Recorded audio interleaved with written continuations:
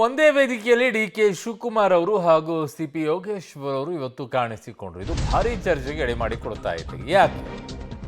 ಚನ್ನಪಟ್ಟಣ ಉಪಚುನಾವಣೆ ಹಿನ್ನೆಲೆಯಲ್ಲಿ ಡಿ.ಕೆ. ಶಿವಕುಮಾರ್ ಅವರು ಯಾರನ್ನ ಕ್ಯಾಂಡಿಡೇಟ್ ಹಾಕ್ತಾರೆ ಅನ್ನೋದು ಒಂದ್ ಕಡೆ ಚರ್ಚೆ ಇದೆ. ಇವತ್ತು ಧ್ವಜಾರೋಹಣ ಕಾರ್ಯಕ್ರಮ ಇತ್ತು. ಆ ಸಂದರ್ಭದಲ್ಲಿ ಒಂದೇ ವೇದಿಕೆಯಲ್ಲಿ ಇವರಿಬ್ರು ಕಾಣಿಸ್ಕೊಂಡ್ರು. ಆ ಕಡೆಗೆ ಮೈತ್ರಿಯಿಂದ ಸಿ.ಪಿ.ವೈ ನಿಲ್ಲಬೇಕು ಅನ್ನುವಂಥದ್ದು ಒಂದು ಚರ್ಚೆ, ಇನ್ನೊಂದು ಕಡೆಗೆ ಅವ್ರಿಗೆ ಬೇಡ ಅಂತ ಆ ಕಡೆ JDS ಗೊತ್ತಿಲ್ಲ. ಈಗ ಅದೊಂಥರ ಟಗ್ ಆಫ್ ವೈಟ್ ಇದೆ. ಅಕ್ಕಪಕ್ಕ ಕುಳಿತುಕೊಂಡಿದ್ರು. ಇವತ್ತು ಮೈತ್ರಿ ಟಿಕೆಟ್ ಆಕಾಂಕ್ಷಿಯಾಗಿದ್ದಾರೆ ಸಿ.ಪಿ.ವೈ. ಟಿಕೆಟ್ ಬಿಟ್ಟು ಕೊಡೋಕೆ JDS ಒಪ್ಕೊಳ್ತಾ ಇಲ್ಲ. ಕಾಂಗ್ರೆಸ್ನಿಂದ ಈಗ ಯೋಗೇಶ್ವರ್ಗೆ ಆಫರ್ ವದಂತಿ ಬಂದಿದೆ, ಬಟ್ ಕೊಟ್ಟಿರೋದು ಇನ್ನೂ ಗೊತ್ತಿಲ್ಲ. ಬಟ್ ಇವತ್ತು ಅವರು ಜೊತೆಯಲ್ಲಿ ಕುಳಿತಿರೋದನ್ನು ನೋಡಿದ್ರೆ ಒಂದು ಕುತೂಹಲವನ್ನು ಕೆರಳಿಸಿದೆ. ಈ ದೃಶ್ಯವನ್ನು ನೋಡಿ. ಡಿ.ಕೆ.ಶಿ ಕೈ ಮುಗಿದು ಸ್ವಾಗತಿಸಿದರು ಸಿ.ಪಿ. ಯೋಗೇಶ್ವರ್ ಅವರು. ಸೊ ಈಗ ಅಖಾಡದಲ್ಲಿ ಚನ್ನಪಟ್ಟಣದಲ್ಲಿ ಸ್ಟ್ರಾಂಗ್ ಕ್ಯಾಂಡಿಡೇಟ್ ಆಗಿ ಯೋಗೇಶ್ವರ್ ಅವರು ಇದ್ದಾರೆ. ಆ ಕಡೆಗೆ ಕಾಂಗ್ರೆಸ್ಸಿಗೂ ಆ ಕ್ಯಾಂಡಿಡೇಟ್ ಬೇಕು, ಈ ಕಡೆಗೆ ಮೈತ್ರಿಗೂ ಕೂಡ ಈ ಕ್ಯಾಂಡಿಡೇಟ್ ಬೇಕು. ಬಟ್ JDS ಈಗ ಸದ್ಯಕ್ಕೆ ನಮ್ಮ ಕ್ಷೇತ್ರ ಅದು ನಮಗೆ ಬಿಟ್ಕೊಡಿ ಅಂತ ಅವರು ಇದ್ದಾರೆ.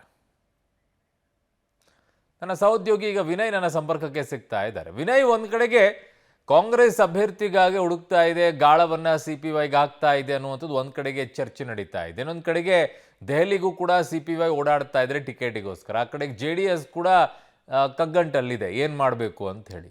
ಇದರ ಮಧ್ಯದಲ್ಲಿ ಇವರಿಬ್ಬರು ಜೊತೆಯಾಗಿ ವೇದಿಕೆ ಮೇಲೆ ಕಾಣಿಸಿಕೊಂಡಿದ್ದು ಎಷ್ಟರ ಮಟ್ಟಿಗೆ ಚರ್ಚೆ ಆಗ್ತಾ ಇದೆ ರಾಜಕೀಯ ಪಡಸಾಲೆಯಲ್ಲಿ? ಖಂಡಿತವಾಗ್ಲೂ ಅರುಣ್, ಯಾಕಂದರೆ ಚನ್ನಪಟ್ಟಣ ಉಪಚುನಾವಣಾ ಕಣ ದಿನದಿಂದ ದಿನಕ್ಕೆ ರಂಗೇರ್ತಾ ಇರುವಂಥದ್ದು. ಜೊತೆಗೆ ಮೊನ್ನೆ ಅಷ್ಟೇ ಸಿ.ಪಿ. ಯೋಗೇಶ್ವರ್ ಅವರು ದೆಹಲಿಗೆ ಹೋಗಿ ಬಂದ ಬಳಿಕ ಇದೀಗ ಡಿ.ಕೆ. ಶಿವಕುಮಾರ್ ಅವ್ರ ಜೊತೆ ಕಾಣಿಸ್ಕೊಳ್ತಾ ಇರುವಂಥದ್ದು ಸಾಕಷ್ಟು ಕುತೂಹಲವನ್ನು ಸಹಜವಾಗಿ ಹೆಚ್ಚಿಸಿರುವಂಥದ್ದು.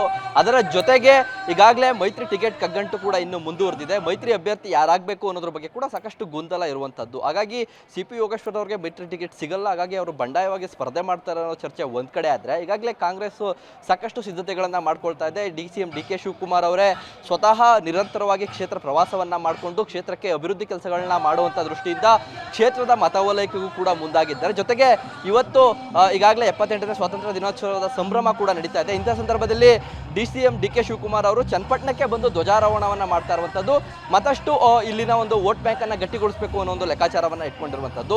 ಇದರ ಜೊತೆಗೆ ಇವತ್ತಿನ ಕಾರ್ಯಕ್ರಮದಲ್ಲಿ ಸಿ.ಪಿ. ಯೋಗೇಶ್ವರ್ ಅವರು ಕೂಡ ಭಾಗಿಯಾಗಿರುವಂಥದ್ದು ಸಾಕಷ್ಟು ಕುತೂಹಲವನ್ನ ಹೆಚ್ಚಿದೆ. ಯಾಕಂದ್ರೆ ಸಿ.ಪಿ. ಯೋಗೇಶ್ವರ್ ಅವರು ಯಾವ ಕಾರಣಕ್ಕೋಸ್ಕರ ಡಿ.ಕೆ. ಶಿ ಅವ್ರ ಜೊತೆ ವೇದಿಕೆಯನ್ನು ಹಂಚ್ಕೊಳ್ತಾ ಇದ್ದಾರೆ. ಒಂದು ವೇಳೆ ಮೈತ್ರಿಯಿಂದ ಟಿಕೆಟ್ ಸಿಗದಿದ್ದಂಥ ಭಾಗದಲ್ಲಿ ಅವರು ಕಾಂಗ್ರೆಸ್ನಿಂದ ಸ್ಪರ್ಧೆಯನ್ನ ಬಯಸ್ತಾರ, ಕಾಂಗ್ರೆಸ್ಗೆ ಅವರು ಸೇರ್ಪಡೆ ಆಗ್ತಾರ ಅನ್ನೋ ಒಂದು ಚರ್ಚೆ ಕೂಡ ಒಂದ್ ಕಡೆ ಆಗಿರುವಂಥದ್ದು. ಮತ್ತೊಂದು ಕಡೆ ಮೈತ್ರಿ ನಾಯಕರೇನು ಈಗಾಗಲೇ ನಿರ್ಲಕ್ಷ್ಯವನ್ನ ಮಾಡ್ತಿದ್ದಾರೆ, ಅವರಿಗೆ ಒಂದು ಸಂದೇಶವನ್ನ ಕಳಿಸಬೇಕು ಅನ್ನೋ ಒಂದು ಲೆಕ್ಕಾಚಾರ ಕೂಡ ಸಿ.ಪಿ. ಯೋಗೇಶ್ವರ್ ಅವ್ರದ್ದಾಗಿರುವಂಥದ್ದು. ಹಾಗಾಗಿ ಇವತ್ತಿನ ಕಾರ್ಯಕ್ರಮದಲ್ಲಿ ಡಿ.ಸಿ.ಎಂ ಜೊತೆ ಅವರು ಭಾಗಿಯಾಗಿದ್ದಾರೆ. ಕಳೆದ 1 ಗಂಟೆಗಳಿಂದ ಕೂಡ ಅಕ್ಕಪಕ್ಕದಲ್ಲೇ ಕೂತಿ ಉಭಯ ನಾಯಕರು ಕೂಡ ಕಾರ್ಯಕ್ರಮದಲ್ಲಿ ಭಾಗಿಯಾಗಿದ್ದಾರೆ. ಆದರೆ ಇಬ್ಬರು ಕೂಡ ಒಂದೇ ಒಂದು ಮಾತನ್ನು ಕೂಡ ಆಡದೇ ಇರುವಂಥದ್ದು ಕೂಡ ವಿಪರ್ಯಾಸ ಅಂತ ಹೇಳ್ಬೋದು. ಜೊತೆಗೆ ಇಲ್ಲಿ ಮೈತ್ರಿ ಅಭ್ಯರ್ಥಿ ಯಾರಾಗಬೇಕು ಅನ್ನೋ ಒಂದು ಗೊಂದಲ ಕೂಡ ಇನ್ನು ಮುಂದುವರೆದಂತ ಸಂದರ್ಭದಲ್ಲಿ ಸಿ.ಪಿ. ಯೋಗೇಶ್ವರ್ ಅವರ ಸ್ಪರ್ಧೆ ಖಚಿತ ಅಂತ ಈಗಾಗಲೇ ಅವರು ಸ್ಪಷ್ಟಪಡಿಸಿದ್ದಾರೆ. ಹಾಗಾಗಿ ಸಾಕಷ್ಟು ಕುತೂಹಲವನ್ನ ಈ ಒಂದು ಕಾರ್ಯಕ್ರಮ ಹೆಚ್ಚಿರುವಂಥದ್ದು. ಅರುಣ್.